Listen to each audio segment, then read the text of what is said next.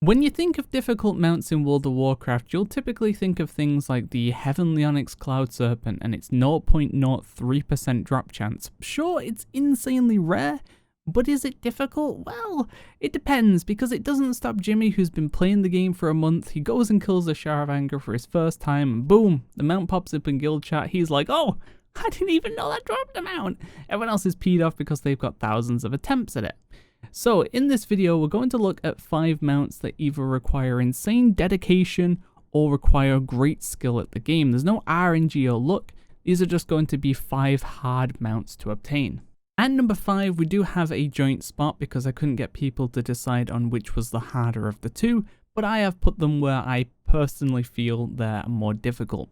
So coming in at 5.2, we'll call it, is the Pure Heart Courser. This is owned by about 1.8% of the player base, and to get this mount you need to get 100 reputations to Exalted. Now that might not sound that crazy, but there's only about 110 obtainable reps in the game right now. Sure, there's a bit more if you include the ones that have been removed, but if you were to start the game right now, there's only about 110 you can get. So that is the vast majority of the reps that you need at Exalted, and it does require quite a range of gameplay to get them all to Exalted, and a good chunk of time and learning to figure out what you actually need to do. Coming in at 5.1 though, we have the mighty Caravan Brutus. This is the auction house mount that will be going extinct very soon, but right now to buy it, it'll cost 5 million gold, and 5 million gold is a good amount of gold. But the reason why things were a bit skewed on which one should take the 5th spot was because some people were arguing that to get 5 million gold sure is a lot, but once you learn to make gold, people who learn to make gold are very efficient at making gold once they get into it. So 5 million gold isn't that crazy once you do learn. It's just a case of figuring out what you need to do, rinse and repeat in that until you do have your 5 million for the mount. But for most players, 5 million gold would be a big achievement and something not many will obtain, as shown by its 1.4%-ish owned rate on the game. At number 4, we have the Frenzied Fell Talon. This is a mount owned by about 2.4% of the player base, so it is owned by more than the previous 2 mounts, but that's mainly because it comes from a mount collection achievement, and I personally feel mount collectors are more common in World of Warcraft versus some other roles, obviously not as much as raiders and stuff, but in terms of collection stuff, mount collecting is one of the more popular things to do. So to get this mount, you need to obtain 400 mounts that one character can use. So it isn't that number in your mount journal, it's the number that's on the achievement itself, which is usually about 100 lower than what's in your mount journal.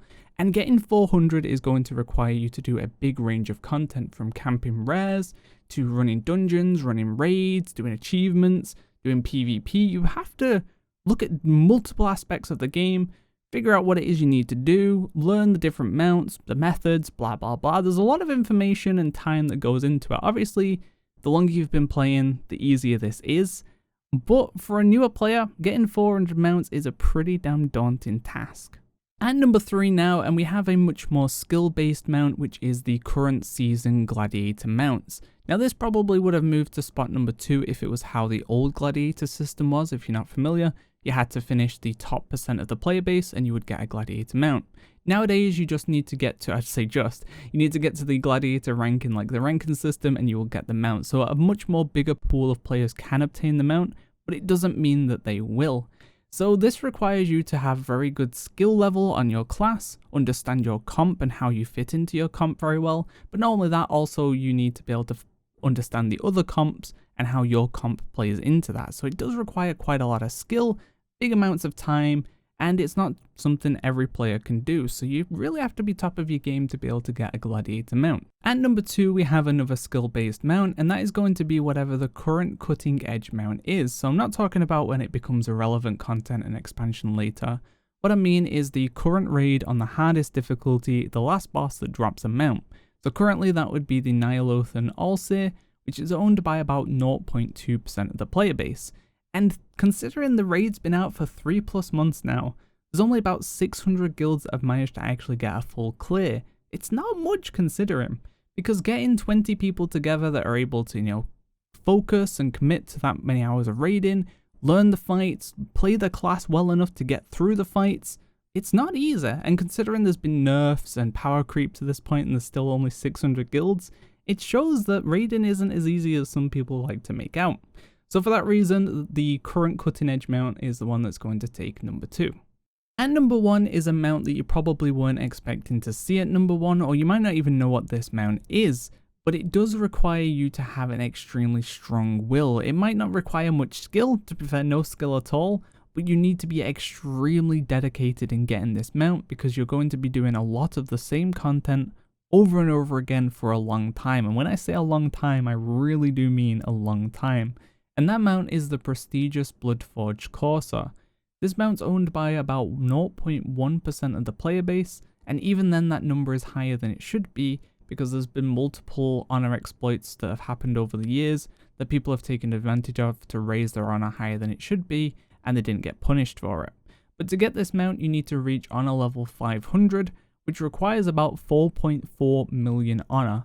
That is a damn lot honor. And even if we think about it this way, like getting 1 honor level per day, you know, it's achievable, but even that would take you 500 days of just doing PvP every day to get this mount. Even its step down mount, which is the prestigious Midnight Corsair, which requires 250 honor level, so half, only 1.8% of the player base owns it, so it's still a tiny amount considering it's half the honor requirement. So it shows that people just don't want to spam this much PvP. That's a lot of PvP required to get this mount. So if you have this mount, you are in the tiny percent of the player base that will have this mount, and probably will have this mount for quite a long time. So congratulations. So that does bring us to the end of the 5 hardest mounts to get in WoW. Do you agree with this list? Is there something you would have added in place? Let me know down below. But thanks for watching, guys. Look out for more videos coming soon. See ya.